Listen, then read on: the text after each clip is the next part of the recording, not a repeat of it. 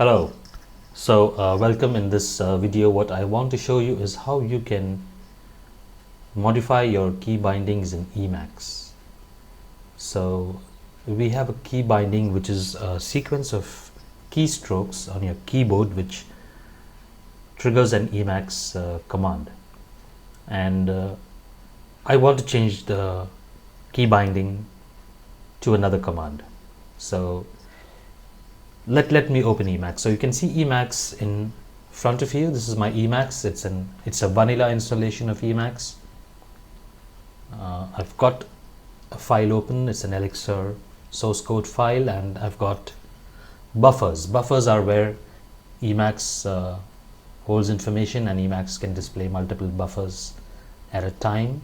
Now here's one key binding: Control X, Control B, which lists buffers. So let's type Control X, Control B. So that's a key binding, right? And what that does is it calls list buffers. You can see on the screen that it's showing me a list of buffers. I can use my arrow key and I can open a buffer.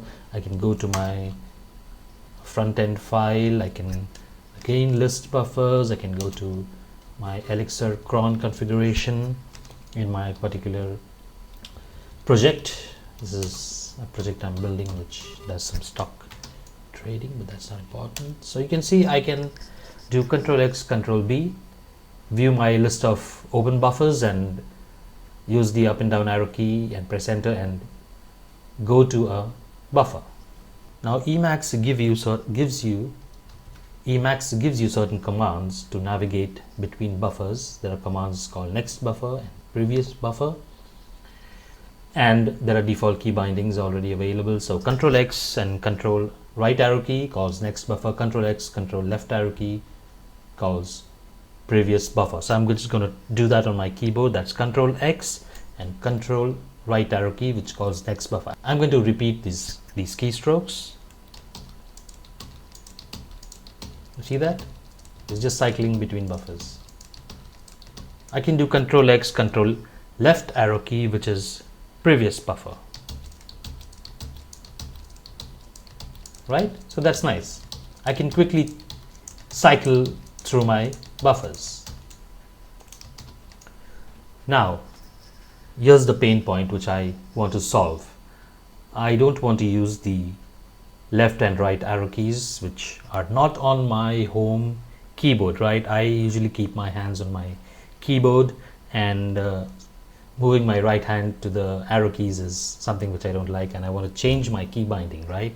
So I've decided that I want next buffer to be triggered by Control X, Control right bracket, and previous buffer to be called by Control X, Control P. So there we have it. We have our aim. This is what we want to achieve. Okay, before we proceed, let me show you a little bit of Emacs stuff. The awesome display editor. Emacs is everything for me right now. I've been using it for close to 5 years, and it has completely changed my life. The amount of stuff I can do in Emacs. I can view my Twitter timeline, I can check my email, I can browse the web, I can do lots of stuff, and I'm using org mode. Anyway, I'm not going to talk about Emacs, that's going to come later. But the first step is, which I want to show you in this video, is about key bindings.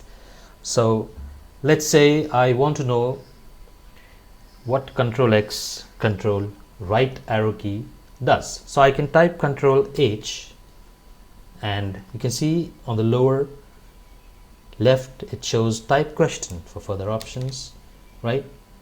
You can see C, display the command name run by the given key sequence. Isn't that awesome? So I'm going to type C. Sorry, it says C is undefined. Type C. Oops, I think I'm going to quit this. Extremely sorry. That's not a problem.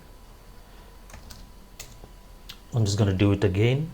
I think use of the mouse was a problem. So I'm going to type Control H question mark C.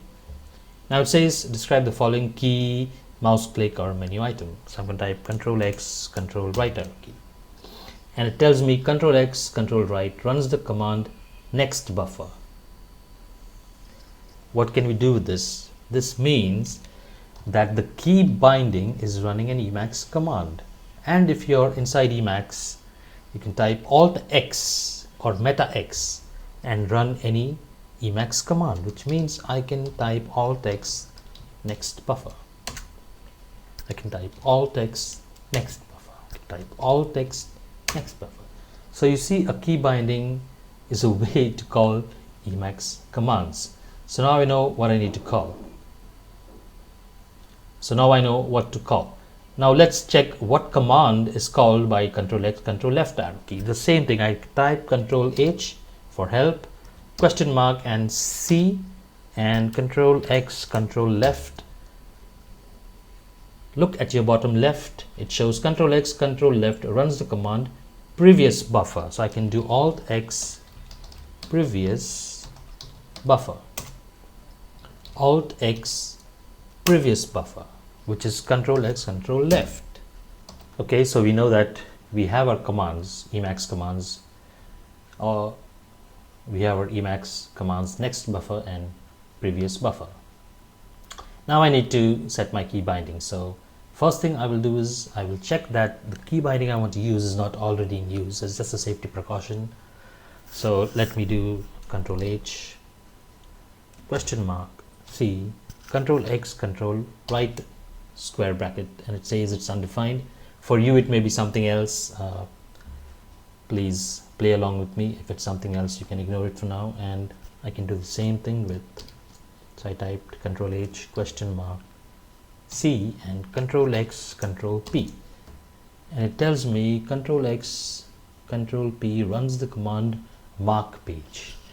Now what do I do? Can I override this? Let's check what mark page does. How do I find? Let's go to Control H, question mark, and let's look at the available manual section. F displays documentation for the function. Capital F describes a command. Okay, so let me type Shift F and I find documentation for command mark page. What does it do? So you can say mark page puts point at the beginning of the current page and the mark at the end of the page. Maybe I don't want this, and for this particular video let's ignore that. I mean, come on, I just want to show you how to do your key bindings, and you're on your own after that, you know. So let's ignore that, and I know that I don't want mark page, so I can set Control X, Control P to previous buffer. Now let's go to my .emacs file. Control X, Control F, can open a file.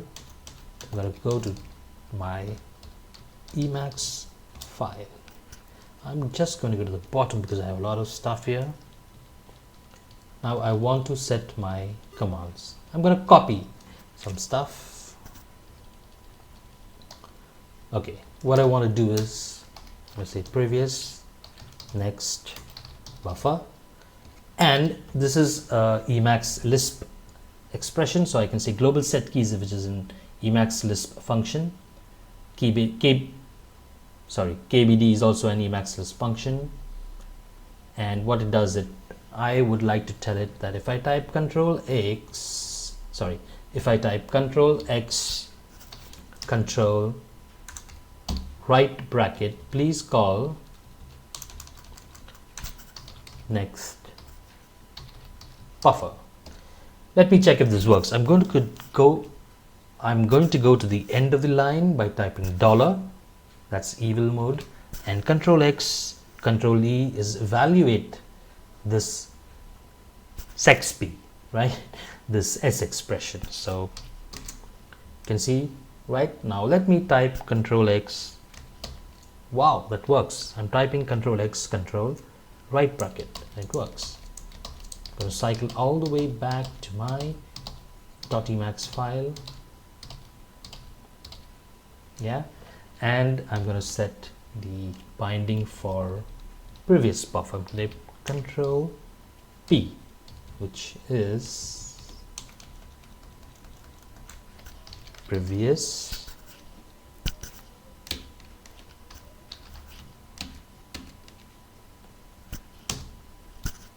buffer, right? So I have actually now done what I wanted to do. It's really that easy. If you can, what you're seeing all the mid sections about how to access help and control H and alt X and your .emacs file and global set key. These things you will have to learn on your journey to mastering Emacs. But in this video, I wanted to show you how to know which key binding triggers which Emacs command, how to check that you can modify a key binding, is it safe, and how to use your .emacs configuration to assign a key binding to an Emacs command. We are done. So I'm gonna now, let me go to the end of the last XP. I'm going to type Control X, Control E, which evaluates, and now Control X, Control P, right? So next, previous, so let's check this. Next buffer, previous buffer, next buffer, previous buffer,